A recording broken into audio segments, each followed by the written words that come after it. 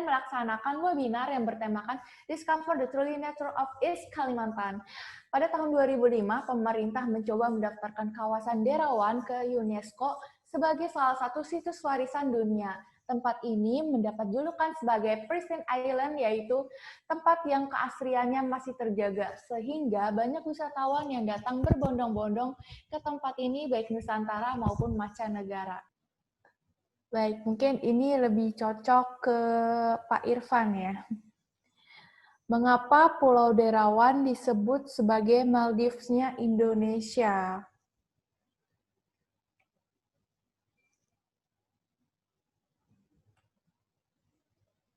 Untuk Pak Irfan, saya persilahkan untuk menjawab. No. Oke. Oke, sudah terdengar. Jadi saya jangan ketawa, Ya, jadi kenapa Derawan disebut dengan Maldives-nya Indonesia?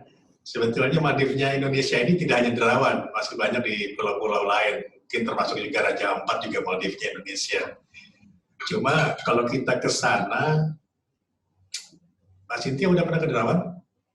Belum. Nah, jadi ini saya alami sendiri, kalau kita lagi snorkeling, kadang kita lupa. Kita lagi snorkeling, apalagi lagi diving. Jadi saya sudah merasakan seperti itu, pada saat kita lagi snorkeling, kita udah kagum dengan keindahan warna-warninya ikan, karang di bawah sana, koral-koralnya. Jadi itu salah satu yang keajaiban di pulau itu ya, dengan beningnya airnya. Terus yang kedua juga masalah homestay-nya juga, kita mau tinggal di homestay atau mau tinggal di resort juga tersedia di sana. Jadi sampai sejauh ini sih karena dulunya hanya Derawan yang dikenal daripada keempat pulau yang lainnya, jadi makanya Derawan ini lebih banyak digandrungi, sampai dulunya kalau kita mau melihat penyu bertelur masih bisa di Derawan, kalau sekarang udah nggak bisa lagi karena udah mulai kepadatan penduduknya di sana, karena tanah-tanah di sana masyarakat yang punya. Itu masalahnya. Tapi dari Pemprov sendiri maupun dari Pemkab Berau sendiri itu sudah mencoba mengeluarkan peraturan-peraturan yang untuk menyetop pembangunan kemungkinan di sana yang sudah mulai padat. Itu pertama. Yang kedua juga melakukan sosialisasi ke masyarakat betapa pentingnya kondisi pulau ini, ya dengan cara ya kita dari sisi pemerintah ikut membangun pulau tersebut, dari infrastrukturnya, dari listriknya, dari infrastruktur umum lah. Jadi biar nanti antara kita dengan pemerintah itu sama-sama masyarakat juga merasakan gimana pembangunan dan dampaknya pariwisata itu terhadap masyarakatnya. Nah disitulah yang kita inginkan sebetulnya. Intinya kalau untuk Maldives, ya saya kasih jempol lah untuk Derawan. Tapi tidak kalah juga untuk pulau-pulau yang lain. Oke, baik. Terima kasih Pak Irfan atas tanggapannya. Tuh, jadi yang belum pernah ke Pulau Derawan, silahkan berkunjung ya. Kalau misalnya pandemi sudah berakhir, kita boleh liburan daripada kita jauh-jauh ke luar negeri. Padahal masih ada Pulau Derawan yang masih eksotis banget, yang masih natural banget, seperti itu. Oke, baik. Mungkin ada tanggapan dari narasumber yang lain? Mungkin dari Kak Mirja.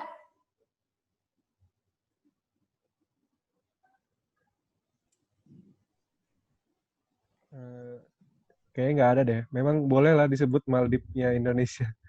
Karena mungkin tingkat kejernihannya kurang lebih kali ya.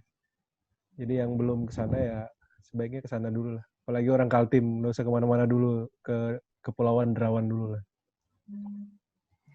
Ya, betul banget. Terima kasih Kak Mirja atas tanggapannya. Mungkin ada dari narasumber lain yang ingin menanggapi seputar Maldivnya Indonesia. Dari Bu Anisya atau Bu Nisa. Kalau saya sih sepakat sepakat banget karena kalau Derawan itu keren banget bagi saya yang sudah mencoba ke beberapa pulau, udah alam banget, terus membuat tenang dan danaunya yang luar biasa. Jadi wajib banget yang belum ke sana harus ke sana. Oke, baik. Terima kasih atas tanggapannya, Bu Anissa. Oke, kita lanjut lagi untuk pertanyaan yang kedua. Mungkin ini lebih cocok lagi kepada Pak Irfan. Bagaimana usaha yang dilakukan masyarakat maupun pemerintah untuk bekerja sama dalam menjaga kelestarian destinasi-destinasi wisata di Kalimantan Timur?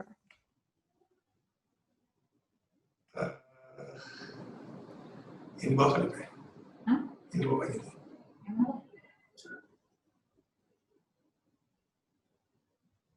Bagaimana? Oke, saya ulang lagi ya pertanyaannya, Pak. Bagaimana usaha yang dilakukan masyarakat maupun pemerintah untuk bekerja sama dalam menjaga kelestarian destinasi-destinasi wisata di Kalimantan Timur? Ya, jadi itu sebetulnya salah satu cara pemerintah kita penuhi kebutuhan-kebutuhan mereka yang ada di pulau. Ya, saya bilang tadi yang secara infrastrukturnya, dari jalannya, listriknya, terus fasilitas umumnya. Jadi biar juga masyarakat juga merasakan ada kepedulian dari pemerintah untuk mereka. Nah, dari situ juga baru kita coba sosialisasikan,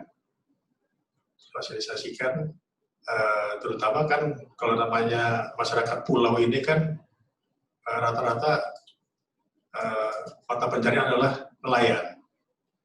Jadi di situ kita coba sampaikan juga bahwa ada zona-zona tertentu yang di mana zona kita anggap sebagai zona konservasi, zona perlindungan untuk baik terumbu karang maupun ikan, itu yang tidak boleh mereka jamah.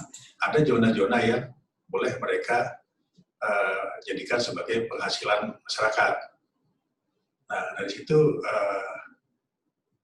terjalin hubungan antara masyarakat dengan pemerintah yang nantinya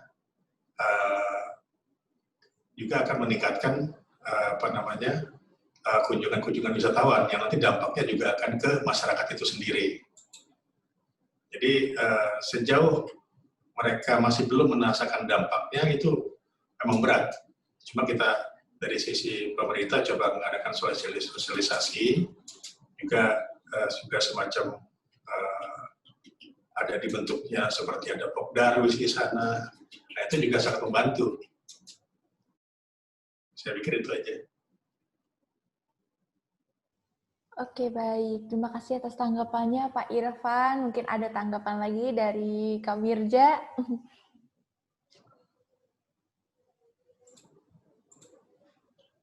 Kalau disuruh nanggapin masalah sarana prasarana, memang menjadi salah satu PR-nya Kaltim. Dengan luasnya Kaltim itu yang sangat luas banget, nggak? Jadi kami itu 6 tahun tuh keliling tuh sebenarnya tua di jalan gitu hitungannya. Karena panjang banget perjalanannya, bahkan antar kabupaten kota aja bisa 2 hari gitu perjalanannya, 1 hari. Dari Samarinda mau ke Berau, kalau bisa 12 jam, 14 jam gitu. Jadi orang Kaltim udah biasa tuh yang kayak gitu.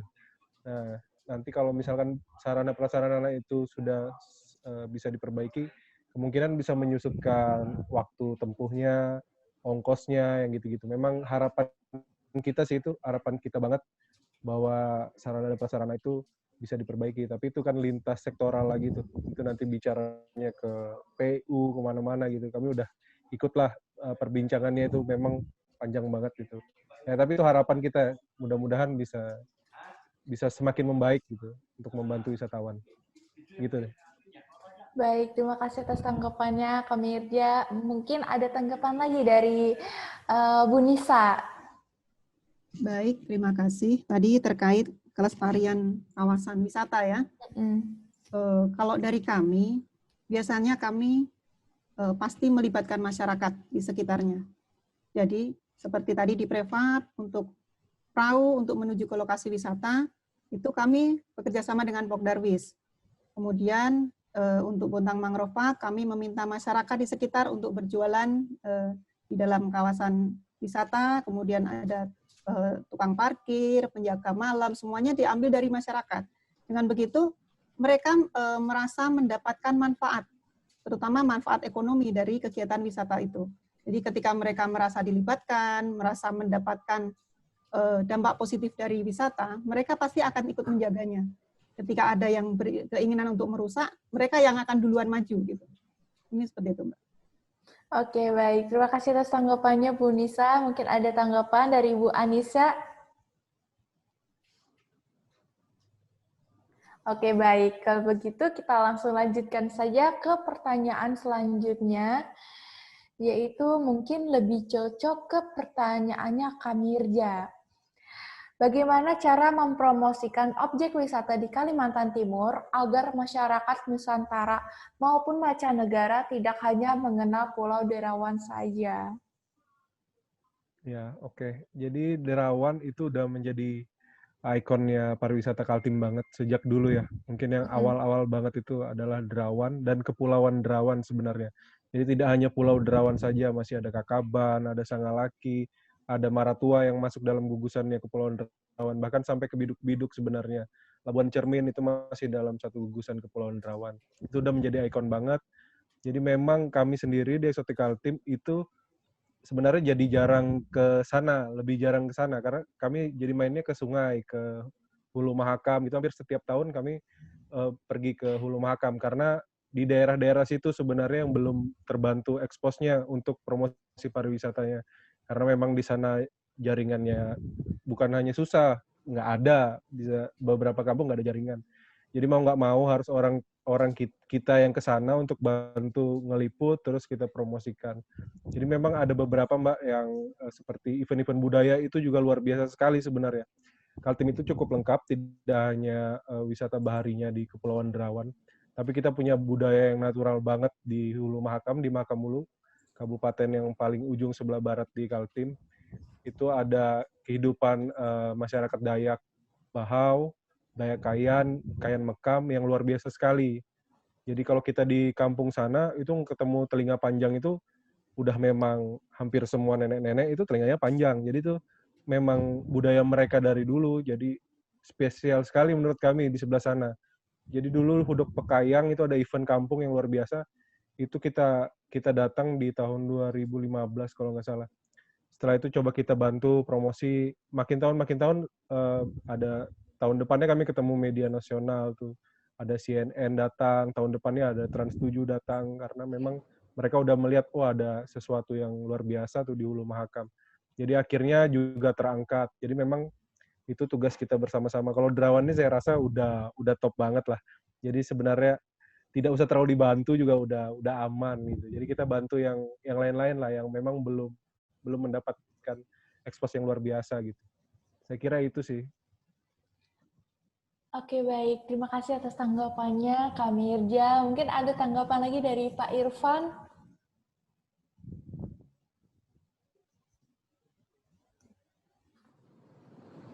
Pas dulu.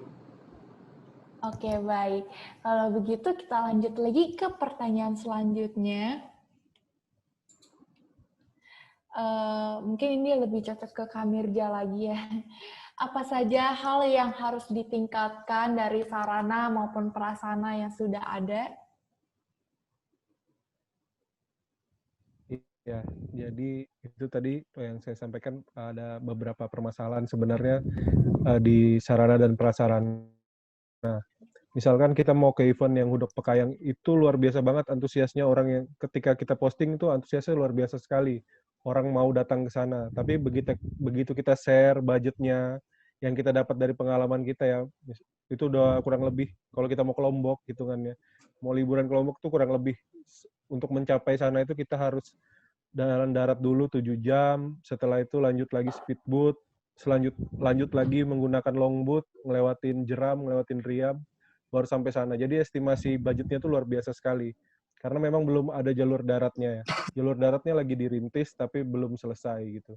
Jadi memang ada beberapa hal seperti ke Biduk-Biduk, perjalanan kita harus masih ngelewatin jalur sawit.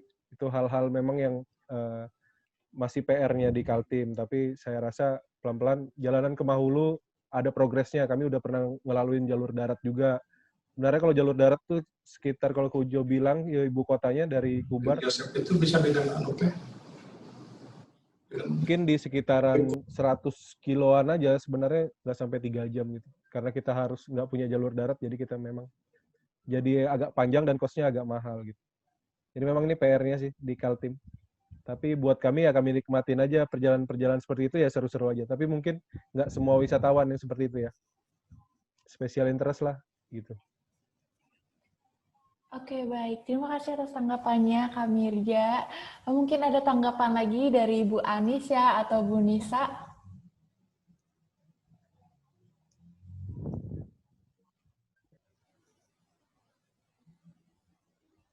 Ya, kalau saya sepakat banget memang PR untuk Kalimantan sendiri, fasilitas untuk perjalanan, untuk beberapa fasilitas karena jaraknya yang begitu jauh,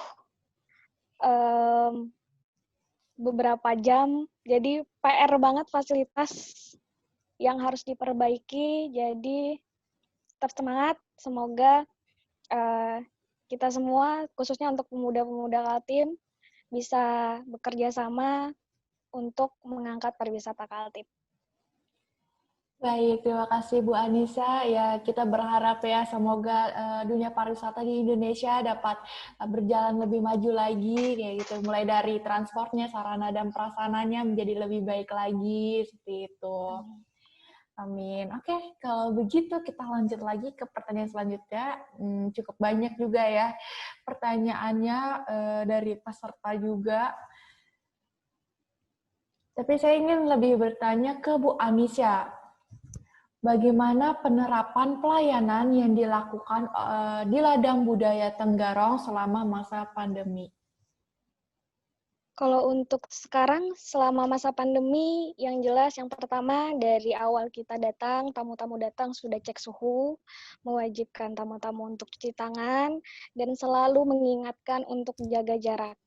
Itu sih protokol kesehatan yang kita utamakan, dan selalu meyakinkan bahwa pengunjung untuk datang ke Ladaya ataupun bermain ke Ladaya, semua alat, semua yang digunakan udah kita sterilkan, udah kita amankan.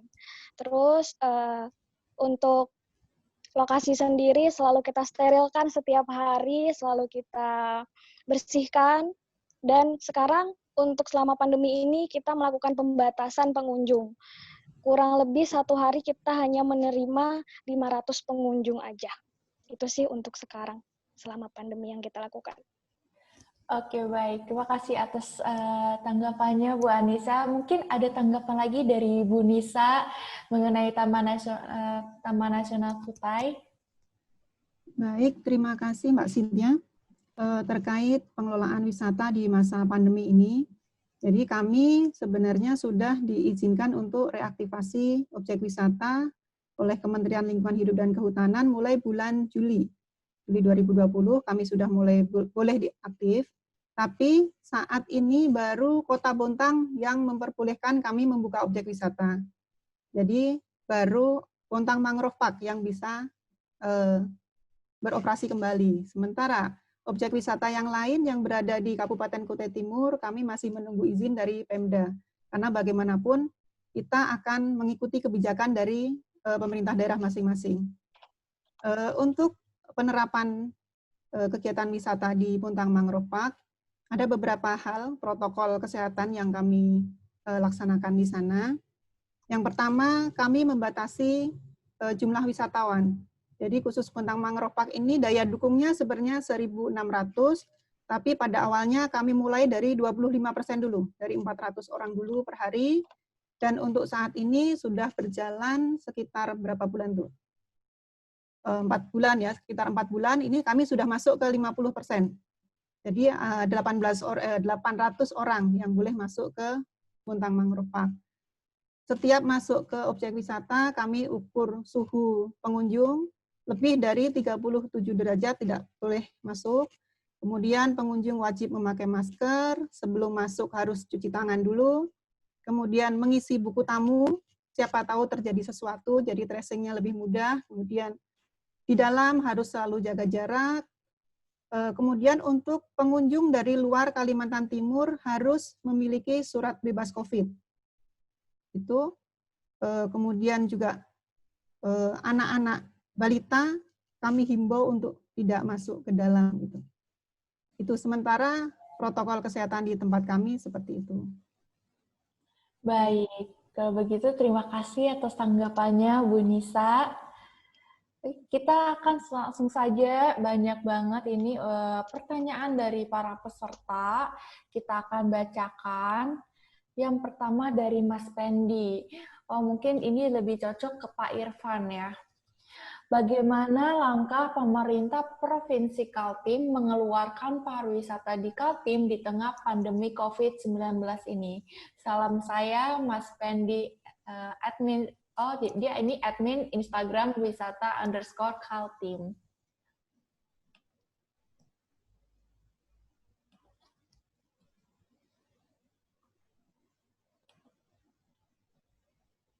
Oh, Pak Irfan masih di mute ya. Oke. Ya. Bagaimana peran pemerintah ya di tengah pandemi COVID-19. Jadi tetap sama seperti Mbak Anissa tadi, kita tetap melakukan, bukan mengeluarkan, menggiatkan pariwisata kali ya, menggiatkan pariwisata di Kaltim. Jadi tetap protokol kesehatan kita tetap terapkan, cuci tangan, ukur suhu, pakai masker, jaga jarak. Itu udah poinnya. Tapi tidak menutup kemungkinan juga bagaimana dari pihak pelaku pariwisata itu sendiri, pelaku industri pariwisata itu sendiri. Artinya kita tetap selalu akan melihat keliling apakah protokol kesehatan itu emang sudah diterapkan oleh mereka di tempat atau tidak. Itu yang penting. Jadi terus langkah-langkah juga dari pariwisata, dinas pariwisata terkait dengan penggiatan pariwisata di tengah pandemi ini juga kita melalui event-event virtual yang kita lakukan. Jadi tanpa harus kontak langsung atau ada pengumpulan massa, ya kita mainnya di di event-event virtual seperti itu. Jadi pernah kami juga mengadakan virtual booth, artinya pameran secara virtual juga kita pernah mengikuti. Terus event juga sudah kita laksanakan juga. Tapi kalau untuk terkait dengan tempat-tempat wisatanya, kami tetap menghimbau ke pelaku wisata untuk tetap menjaga protokol kesehatan. Saya pikir itu saja. Baik, terima kasih atas tanggapannya. Untuk Pak Irfan, mungkin ada tanggapan lagi dari Kak Mirja.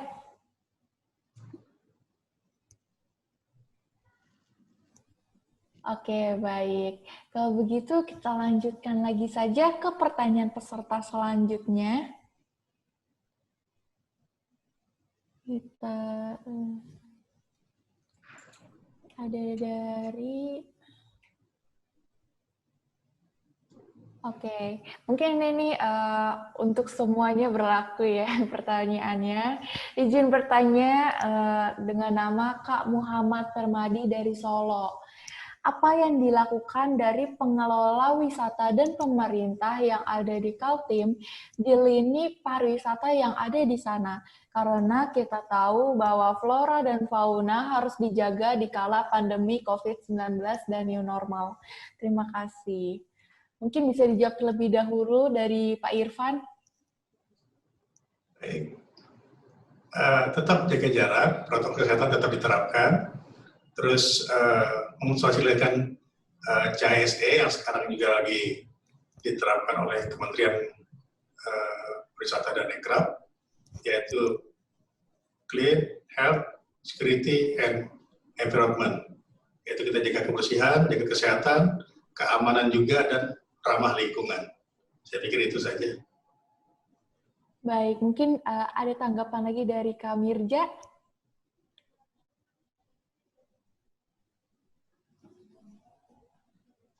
Kalau untuk penyelenggaraan di destinasi wisata sih, sepertinya semuanya pada saat pandemi ini menggunakan waktu dulu yang belum menerima kunjungan ya, menggunakan waktu dengan baik untuk mempersiapkan, memperbaiki yang dulu mungkin rame banget nggak sempat gitu. Saya ngelihatnya sih kayak gitu karena saya lain pengelola ya. Tapi yang saya perhatikan memang digunakan dengan positif juga, banyak yang membuat spot-spot baru gitu, membersihkan destinasinya lagi gitu. Ya nggak apa-apa sih, kita ambil positifnya aja lah. Berapa bulan ini istirahat dulu gitu. Mudah-mudahan cepat selesai pandemi. Baik, terima kasih atas tanggapannya untuk Kak Mirja. Selanjutnya mungkin ada tanggapan dari Bu Nisa. Baik, terima kasih, Mbak. Ini saya agak bingung dengan pertanyaannya. Flora dan fauna harus dijaga di kala pandemi. Jadi flora faunanya yang dijaga ya. Mungkin yang ingin ditanyakan kayak cara pemeliharaannya. Saya coba jawab ya untuk yang mungkin yang tadi disampaikan pengunjungnya ya, pengunjungnya harus dijaga. Tapi flora faunanya bagaimana? Kalau kami dari Taman Nasional, tentunya ketika objek wisata ditutup, kami tetap patroli ya Mbak ya. Kami tetap patroli, karena bagaimanapun yang kami punya ini flora fauna gitu. Jangan sampai ketika objek wisata tutup, kemudian justru malah ada orang lain yang ngambilin keanekaragaman hayati di dalamnya. Apalagi saat ini viral sekali itu alokasia yang tanaman-tanaman gitu kan. Nah itu di hutan banyak sekali. Jadi justru disitulah kami harus tetap menjaga kawasan hutan kami supaya selama penutupan objek wisata yang di dalam pun tetap terjaga. Mungkin gitu Mbak. Oke, baik. Terima kasih atas tanggapannya Bu Nisa. Kita lanjut lagi ke pertanyaan peserta selanjutnya. Ini ada dari untuk Pak Irfan lagi katanya. Perkenalkan, saya Alda Talia. Izin bertanya kepada Pak Irfan. Apa saja kendala dalam membangun daya tarik orang-orang terhadap industri pariwisata khususnya di Kaltim? Bagaimana cara dan solusi agar anak-anak muda bisa berperan dalam memajukan industri pariwisata di Kaltim? Terima kasih. Ya. Apa saja kendala dalam membangun daya tarik orang-orang terhadap industri pariwisata Kaltim? Kendalanya mungkin pertama ketidaktahuan mereka. Mungkin itu yang mendasar. Makanya kami juga banyak sama kayak Mas Mirza, kita bermain di sosial media. Kita kuatin di sana. Jadi biar yang tidak tahu jadi tahu. Terus yang nggak kepingin jadi kepingin tahu. Terus untuk masalah solusi agar anak-anak muda juga bisa berperan dalam industri pariwisata Kaltim, itu ada beberapa cara yang kita lakukan. Kita juga melakukan beberapa kerjasama dengan influencer, di mana kita libatkan juga duta-duta wisata atau butik-butik pariwisata yang ada di Kalimantan Timur. Itu solusi yang pertama. Yang kedua juga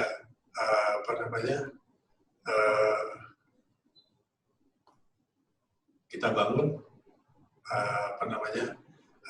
sosialisasi juga, fokus di peningkatan daya saing industri yang ada dalam 4 pilar pariwisata, yaitu peningkatan daya saing industri, peningkatan aksesibilitasnya, amenitas dan atraksinya. Nah, dari keempat ini dan lagi juga peningkatan SDM-nya juga. SDM dari pelaku-pelaku pariwisata itu sendiri. Jadi dengan 4 pilar ini yang kita coba sodorkan ke mereka, ini akan coba menjadi daya tarik pariwisata pada nantinya. Saya pikir 3 jawaban itu yang saya coba sampaikan. Terima kasih. Baik, terima kasih atas tanggapannya Pak Irfan. Mungkin ada tanggapan lagi dari Kak Mirja.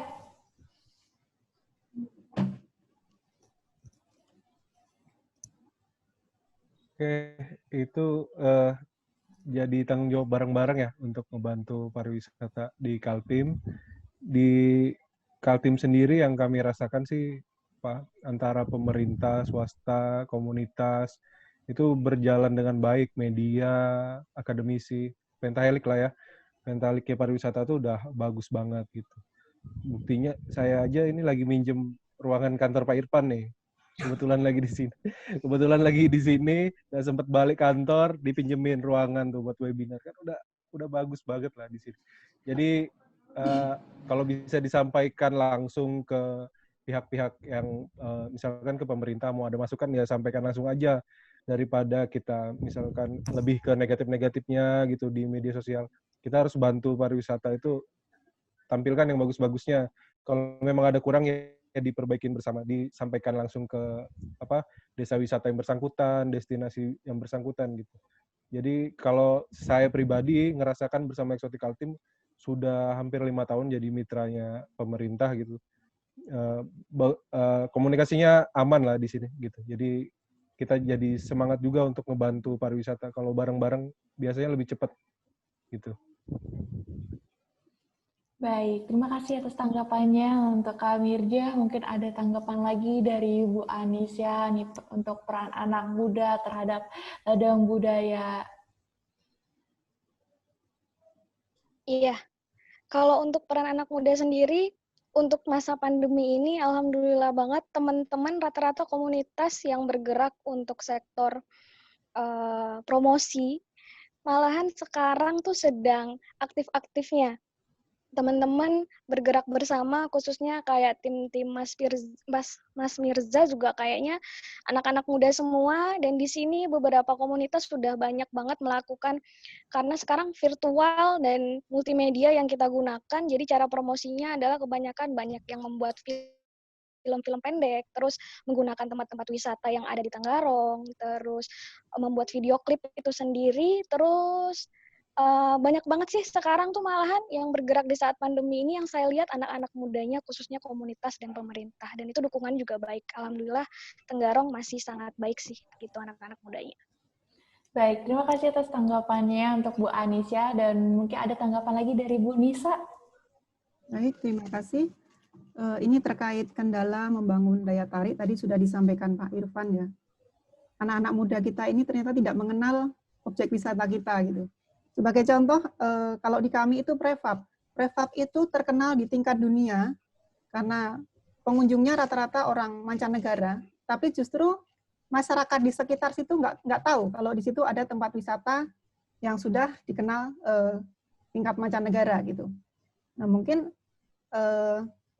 cara kami ya untuk bisa memperkenalkan itu, memperkenalkan objek-objek wisata di dalam Taman Nasional Kutai, yang pertama jelas melalui promosi, kemudian juga mengundang wartawan. Kami biasa mengundang wartawan ke kawasan, kemudian mereka bisa memblow up berita-berita tentang Taman Nasional, kemudian membuat lomba-lomba juga yang diikuti oleh anak-anak muda, ada lomba vlog, kemudian lomba bercerita kisah petualangan di Taman Nasional, kemudian ada lomba apa kemarin itu ya vlog, kemudian ada lomba video juga seperti itu.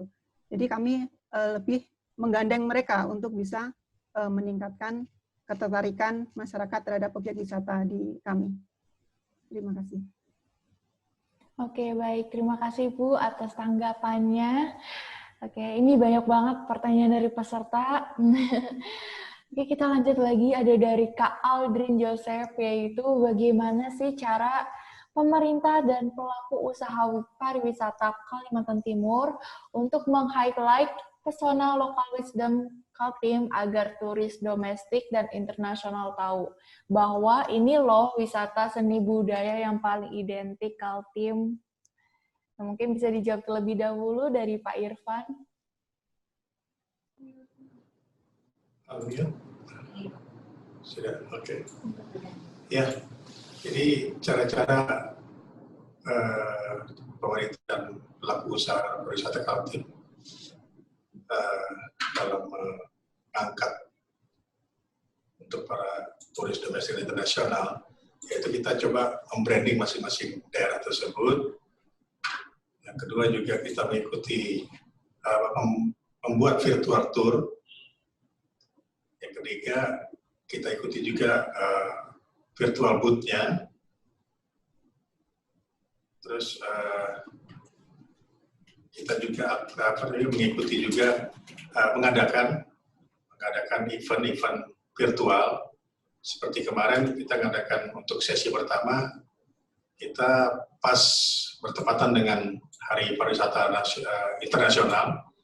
Jadi kita coba mengangkat dari IKN untuk Nusantara, itu bertempat di Kabupaten Penajam Pasir Utara. Ada 2 ikon yang kita angkat di sana. Pertama yang bagaimana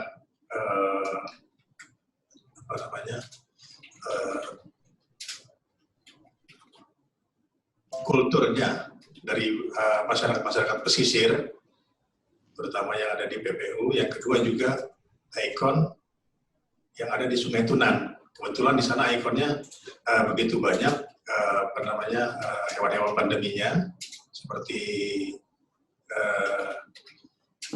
bekantan yang kita coba angkat di sana. Yang kedua juga virtual event yang kita ikuti di yang ketiga, itu kan 1, 2 di Sungai Tunan, yang ketiga di Kayan budaya Dayak yang kita angkat di sana, dalaman Kalimantan, yang bertempat di Kampung Miau Baru pada saat itu. Dan nanti yang keempat kita akan coba akan melaksanakan di Samarinda ini sendiri. Jadi dengan cara-cara seperti itu yang kita coba angkat untuk membumingkan pariwisata kita, apalagi di masa-masa pandemi seperti ini. Ya secara tidak langsung ya kita harus aktif di media sosial. Saya pikir itu saja, Pak Cynthia. Baik, terima kasih atas tanggapannya untuk Pak Irfan. Mungkin ada tanggapan lagi dari Kak Mirja.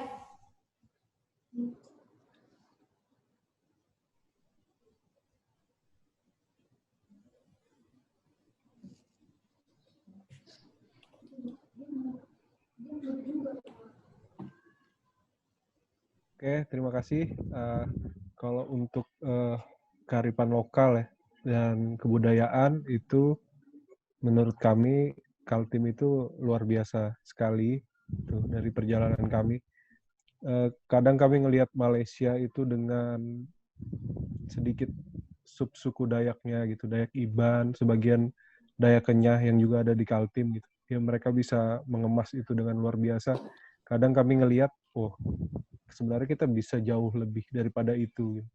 Di Kaltim itu lengkap sekali suku Dayaknya, dan itu semua Dayak-Dayak yang punya kesenian yang luar biasa gitu. Ada Dayak Bahau, Dayak Kenyah, Dayak Kayan sendiri, Dayak Tunjung, Benuak, itu luar biasa sekali. Jadi jika kami ada kesempatan datang ke kampung-kampung, kadang-kadang kan mereka tuh malah ada beberapa yang takut seperti ketinggalan zaman, akhirnya mereka mencoba memodifikasi budayanya gitu supaya nggak ketinggalan zaman. Ada beberapa wisatawan yang memang mencari keaslian itu. Jadi walaupun tariannya nampak sederhana, beberapa tarian seperti di Mancong, Lamin Mancong, Dayak Benua, dia punya tarian sederhana aja, tapi memang itu yang dicari oleh wisatawan asing, keasliannya. Jadi kami selalu sampaikan, tidak perlu dimodifikasi, tidak perlu ditambah-tambahin gitu. Itu apa yang ada di kita, itulah yang dicari orang sebenarnya. Orang jauh-jauh datang ke Lamin Mancong, ke Kutai Barat gitu, Tanjung Isui, itu mau lihat yang asli sebenarnya, bukan yang modifikasi gitu.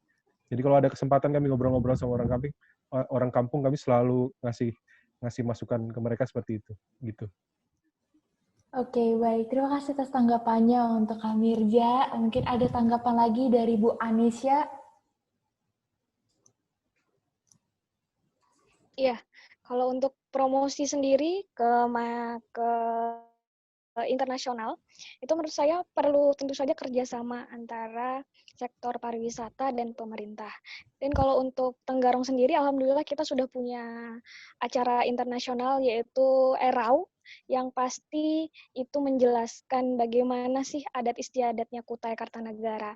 Nah, dan untuk Lodaya sendiri juga udah masuk ke eventnya pariwisata namanya Lanjong Art Festival yang juga mengundang beberapa talent-talent luar yang salah satunya mereka juga akan mempromosikan Tenggarong itu sendiri. Jadi menurut saya perlunya kerjasama antara pemerintah dan sektor pariwisata sendiri serta anak-anak mudanya untuk lebih membumingkan sosial media dan melakukan event-event sekarang aktif banget di sosial media dan virtual sih itu.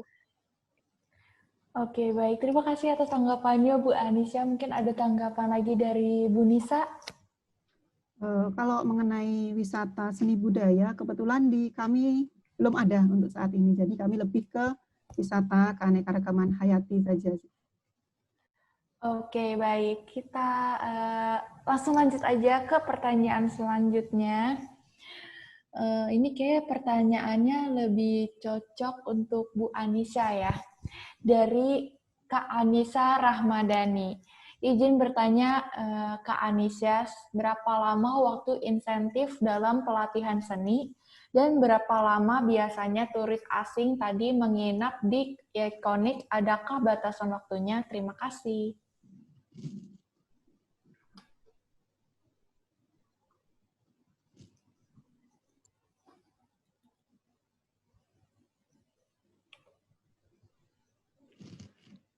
Iya, kalau untuk kegiatan kami sendiri, yang kemarin Lanjong Art Festival itu sendiri, biasanya kegiatannya 1 minggu full untuk kegiatan Lanjong Art Festival. Semuanya kegiatan seni yang digarap oleh teman-teman Lanjong, dan itu tidak hanya internasional, tapi juga interlokal dari seluruh Indonesia yang kami undang, dari seluruh pulau. Jadi biasanya kegiatannya itu full 1 minggu, kurang lebih sama seperti Erau. Begitu. Oke, baik. Terima kasih atas jawabannya, Bu Anissa. Kita lanjut lagi. Ini sebenarnya pertanyaannya ada banyak sekali dari peserta. Sangat tertarik banget sama destinasinya Kalimantan Timur. Dan ini ada pertanyaan lagi dari Kak Eli Vivi. Mungkin ini pertanyaannya lebih cocok ke Pak Irfan atau Bu Nisa juga atau Kak Mirjan. Bagaimana cara branding pariwisata Kalimantan Timur tanpa merusak ekosistem di Kalimantan Timur? Seperti yang kita tahu bahwa semakin banyak wisatawan atau manusia yang menjamah suatu daerah dapat merusak ekosistem di daerah tersebut. Mungkin bisa dijawab dulu oleh Pak Irfan.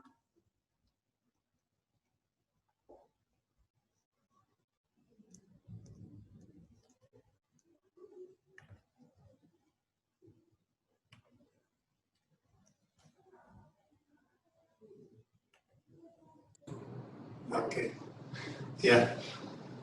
Jadi cara dari kami, khususnya Dinas Pariwisata Prof. Kaltim, kita sama seperti Mbak Nisa bilang, kita libatkan masyarakat setempat. Ya, yang dari Pokdaru setempat kami latih. Jadi ada beberapa pelatihan-pelatihan yang kita lakukan, seperti pelatihan sadar wisata. Kita terapkan di sana ada 7 sabta pesona di sana, yang mereka juga tahu bagaimana menjaga ekosistem di sekitar mereka. Terus kalau dari kami sendiri kan nggak mungkin kan harus beberapa tempat monitornya. Jadi memang orang-orang setempat yang kita coba rangkul di situ. Jadi tanpa harus kita turun ke lapangan, mereka sendiri juga merasa memiliki tempat itu, merasa akan menjaganya. Jadi intinya dari sabta pesona yang dari sadar wisata yang kita coba latihkan mereka, semoga akan muncul sabta pesona yang di dalamnya juga ada rasa aman, tertib, bersih, sejuk, indah, ramah, dan kenangan yang nantinya juga akan berimbas ke mereka sendiri. Jadi terutama di sisi perekonomian mereka. Demikian. Baik, terima kasih atas tanggapannya untuk Pak Irfan. Mungkin ada tanggapan dari Bu Nisa. Tidak ada ya?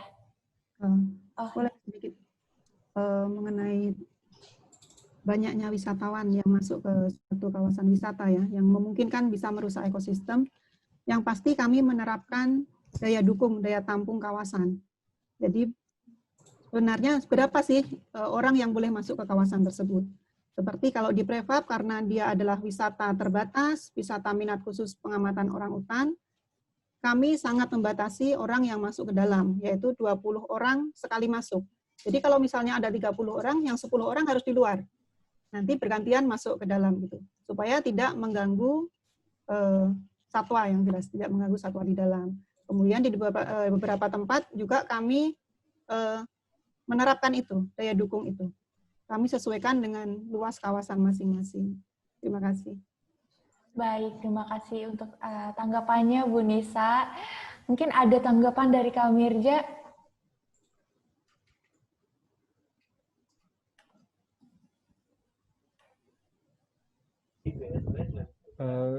Kalau dari kami sih lebih ke prinsip sustainable tourism itu ya, pariwisata berkelanjutan. Kita nggak boleh, kita lebih fokus ke people-nya, ke masyarakatnya, ke kebudayaannya. Jangan sampai banyak wisatawan ngerubah kebudayaan di tempat itu sendiri gitu. Terus dari sisi planetnya, alamnya juga gitu. Jangan sampai karena membuka spot-spot pariwisata akhirnya harus mengorbankan pohon-pohon yang udah tumbuh lama. Selalu kami sampaikan seperti itu, jangan sampai seperti itu. Kadang sekarang lagi musim warna-warni nih, warna-warni, terus ada pohon yang diwarna-warniin juga, batu yang diwarna-warniin juga. Kami kalau ada kesempatan ngomong langsung, kami selalu sampaikan ke orang yang kami temui, nggak harus seperti itu gitu. Jadi alam yang udah bagus itu ya udah dibiarkan aja, tinggal prasarananya, sarananya dan prasarananya yang dibenahi gitu. Terus perekonomian juga, prosperity-nya juga penting, jangan sampai cuman ngejar ramenya aja tapi tidak ada dampak ekonominya ke masyarakatnya. Jadi yang 3 itu sih kalau kita sudah berdasar ke pariwisata berkelanjutan, mudah-mudahan aman lah. Dan Kaltim sendiri juga mengarah ke situ.